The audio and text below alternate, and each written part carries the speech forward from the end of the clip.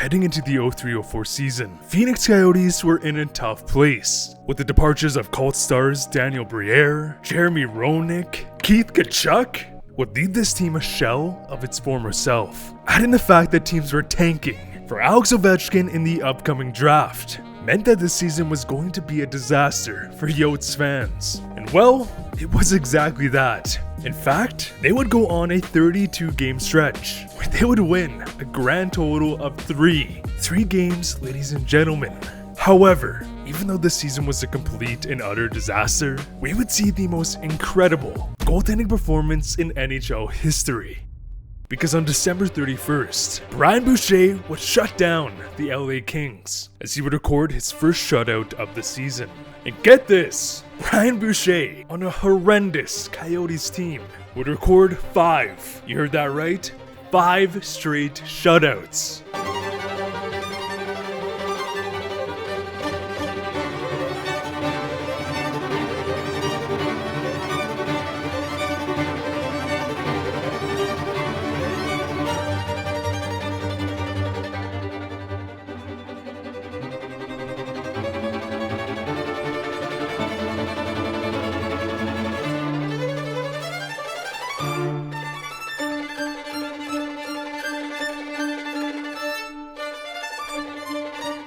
But in Game 6, this would happen. He scored! Remy the tie, and finally, a puck is behind Brian Boucher, and Brian Boucher gets a standing ovation. From all the countless saves Boucher would make, somehow, this is the point shot that would break the streak. But Boucher's 5-game shutout streak would set the modern-day NHL record, with a grand total of 332 minutes of game time without allowing a single goal. And keep in mind, a shutout is very reminiscent to a hat-trick. So imagine if a player scored 15 goals in 5 games. This is the goaltending equivalent of what we would see from Brian Boucher. But hold up, this is where things get absurd. As I've said probably way too many times now in this video, the Coyotes this season were terrible. And get this, we didn't see Brian Boucher dominating during that stretch. Standing on his head, the Phoenix Coyotes were on pace to finish dead last in the standings, where they would have had the best odds at winning the first overall pick, aka Alex freaking Ovechkin. And if they didn't win, they would have gotten Malkin as a nice little consolation prize. And in that draft, they would end up with the 5th overall pick, where they would go way off the board and select Blake Wheeler, who, and get this, would go on to play a season in the USHL on top of 3 seasons in the NCAA, meaning Blake Wheeler could sign wherever he wanted, and he would opt to sign with the Boston Bruins, leaving Phoenix with nothing. So, to recap, in a season where the Coyotes were within reach of the greatest goal scorer in NHL history, Brian Boucher would set the shutout record, which goes to show how individual performances can single-handedly alter NHL history. Back in November of 2017, Austin Matthews would tie the NHL record for the most penalty shots in a single game. On the first play, the official would slip on the blue line, Kopitar would tab Matthews on the hand, which would somehow result in a penalty shot, and this was most likely due to the official not having a clear view, where Matthews would walk in on the right side. This year, and Austin Matthews to break the goose egg, he does so. And after some quick hands, we can see that Matthews would freeze Jonathan Quick, an attempt to make him think he's going backhand, forehand shot. Jonathan Quick would bite, and Austin Matthews would tuck in this beauty on the backhand. And in the final moments of the game, down 2 goals on a high-scoring chance, we would see Jake Muzzin purposely dislodge the net, which would result in a penalty shot. Except for another penalty shot goal. He missed! We would see Matthews attempt a similar play, where he would drive to the net, trying to catch Quick off guard and go high glove, but he would miss the net.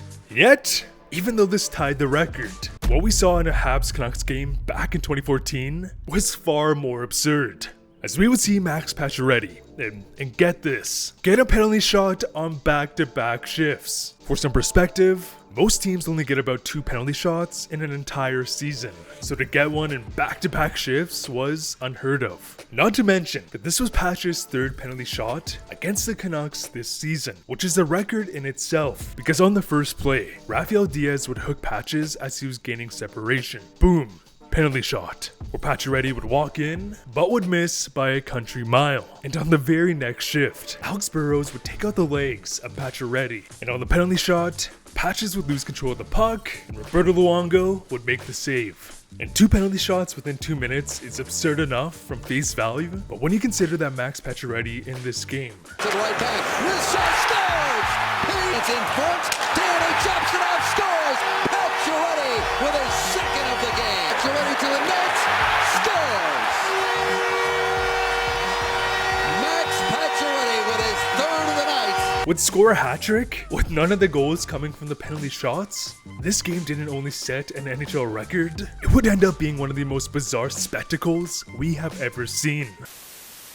In a previous video, I would go over the story about how Nathan Horton would score a goal in a game he wasn't even playing in.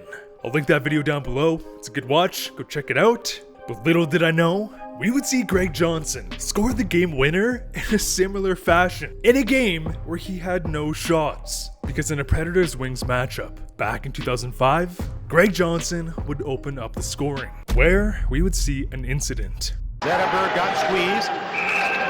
What's going on over at the Red Wing bench? Something's happened over there. Somebody's down behind the bench. They're yelling for a medic immediately. They're trying to get doctors, stretchers. I think it is a player, but Yes, it is a player. somebody went down over there.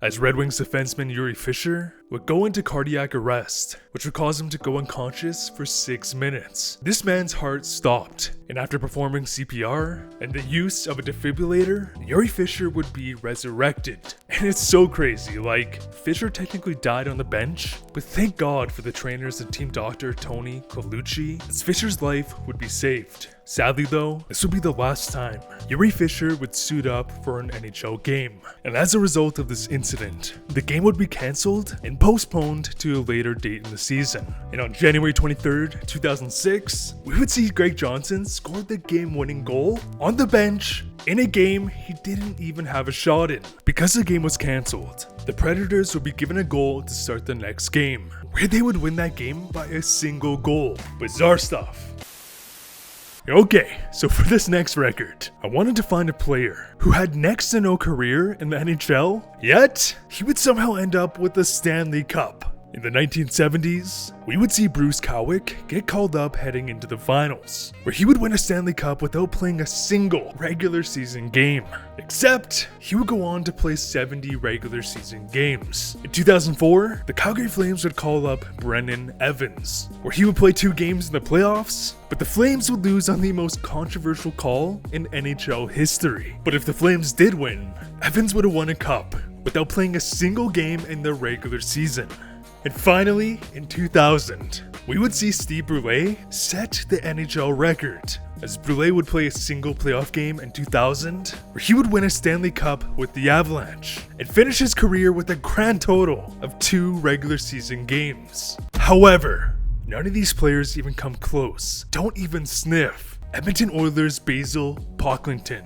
Haven't heard of that name before? Well, it's for good reason. Because back in the 1980s, but Wayne Gretzky and the Oilers would finally dethrone the Islanders with a final series score of 4-1. And when the Edmonton Oilers were engraving the cup, they would add the name Basil Pocklington. Is that right, Pocklington? Tongue twister? But get this, Basil was the Oilers owner Peter's father, who had nothing to do with the Edmonton Oilers. And once the league realized that there was some random guy unaffiliated with the NHL on the sacred Stanley Cup, the Hall of Fame engravers would proceed to cross out Basil's name with 16 X's, which just looks ridiculous, as Basil would become the first and only person in NHL history to have his name on the Stanley Cup without ever being associated with a team. The only other person to have their name crossed out was Chicago Blackhawks video coach. Not even gonna say his name because he is pure garbage scum. Anyways though guys, really appreciate all the support on the recent videos. We are on the road to 100k and I would really appreciate your support. The Connor McDavid packs and Vancouver Canucks guaranteed auto packs are still in stock. Check it out down below. And as always, thanks for watching.